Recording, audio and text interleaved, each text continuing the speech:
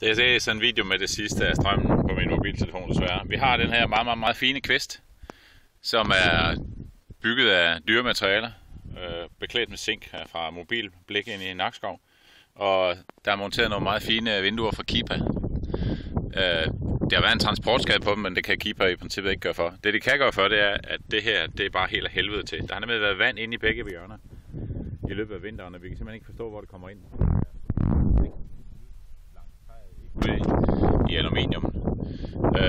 Men vi bemærker her, da det regnede, at den her liste ikke sad fast, og vi har taget billeder af, at vandet løber ned langs vinduet og ind bag listen, fordi den rent faktisk kun var klemt fast nede i toppen og i bunden, og så gab den på midten.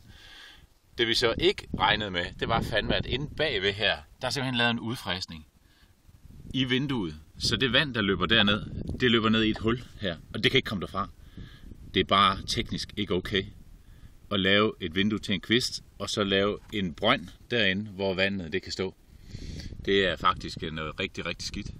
Det løber ned gennem samlingen af, og ned i vores konstruktion til kvisten og direkte ned i vores spær, hvor det så står og giver fugtskader.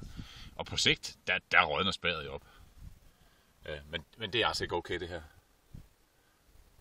Nu gør jeg det, at jeg furer og sætter den tilbage og borer et hul.